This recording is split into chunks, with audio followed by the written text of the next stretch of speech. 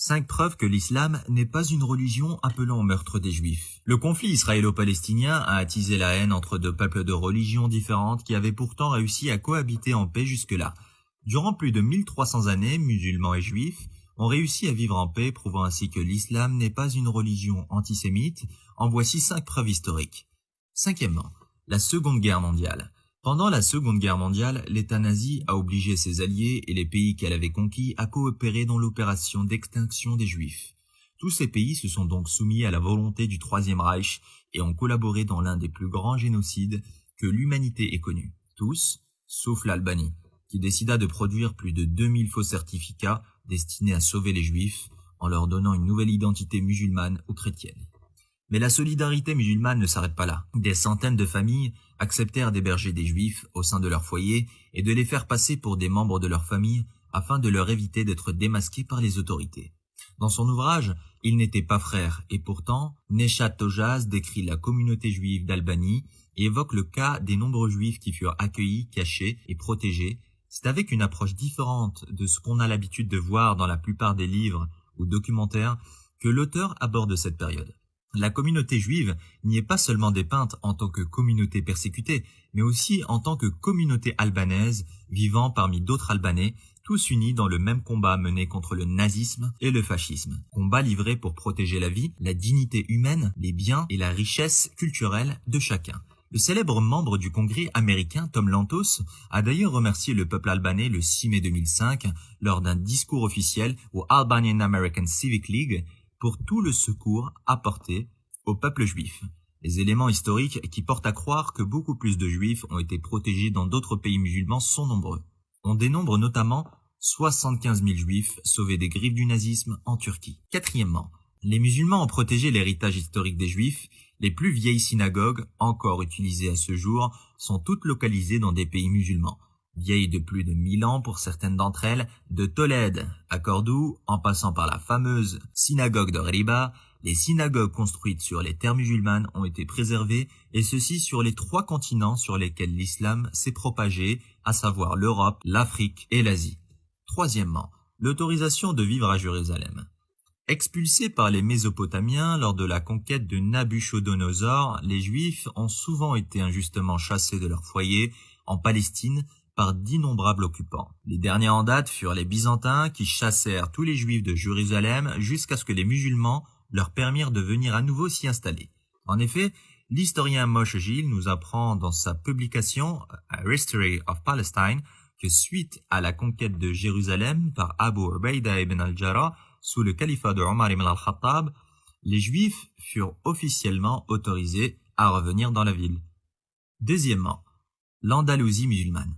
Les Juifs sont unanimes pour dire que le judaïsme a connu son âge d'or en territoire musulman. Lorsque l'Andalousie était administrée par ces derniers, la culture juive et hébraïque n'a jamais connu d'essor aussi important sur le plan social, culturel, intellectuel et religieux qu'au temps de l'islam, et sous la tutelle des musulmans.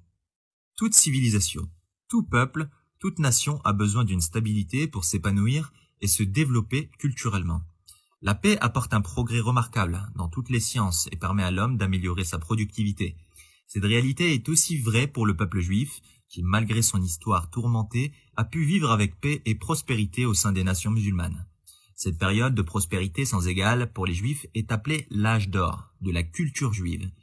Cet apogée a permis une avancée considérable de la communauté juive sur de nombreux aspects, influençant même par la suite les penseurs européens qui se servirent de leurs exemples pour initier le siècle des Lumières.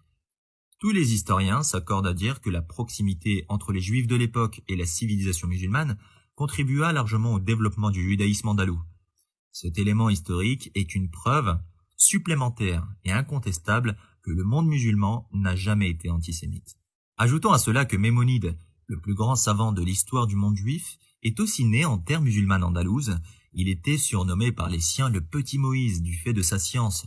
Il excellait dans de nombreux domaines, et principalement dans les sciences religieuses judaïques, dans lesquelles il était considéré par ses compères comme l'un des leaders incontestables de l'exégèse et l'explication de la Mishnah, livre regroupant les avis de jurisprudence hébraïque.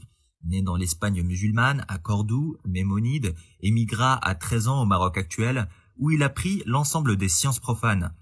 Il émigra par la suite en Égypte, puis en Tunisie, où il put profiter du savoir des musulmans de son époque dans de nombreux domaines. Maimonide était aussi le médecin attitré de Salahuddin al-Ayyubi, Saladin, poste qu'il occupa avec tant de brio que les rois d'Europe se mirent à le convoiter. La confiance que les musulmans avaient attribuée à Maimonide ne s'arrêtait pas là, puisqu'il eut aussi à occuper un poste d'enseignant à l'université d'Al-Qarawin à Fès, qui est aujourd'hui encore la plus vieille université du monde encore en activité. Maimonide put donc trouver à la fois équilibre et stabilité au sein d'une nation musulmane qui lui permit de s'épanouir paisiblement ainsi que d'apporter à son peuple une précieuse avancée théologique dont les bénéfices se font encore sentir de nos jours. Maimonide fut donc le plus grand théologien que l'histoire juive ait connu à travers les siècles, et sa connaissance fut acquise principalement en paix dans les pays musulmans.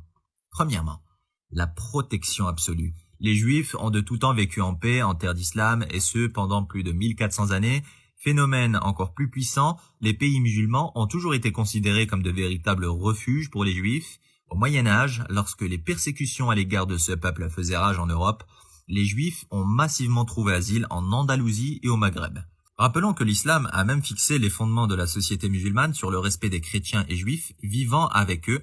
Dans une parole prophétique, le prophète, que la paix et la bénédiction soient sur lui, a clairement affirmé que les gens du livre, qui sont les juifs et chrétiens, devaient avoir protection lorsqu'ils vivaient en paix parmi les musulmans. Il est même allé jusqu'à se désavouer de ceux qui s'en prendraient à eux.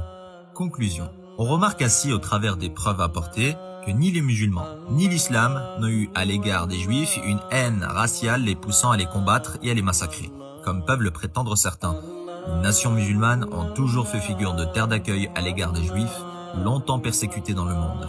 Combattons donc les préjugés et l'opinion collective selon lesquels les musulmans se sont toujours érigés en ennemis des juifs. Merci à tous d'avoir suivi cette vidéo. Espérant que cette dernière vous a plu, n'hésitez pas à interagir dans les commentaires dans le respect et la politesse, et à très bientôt pour une nouvelle vidéo.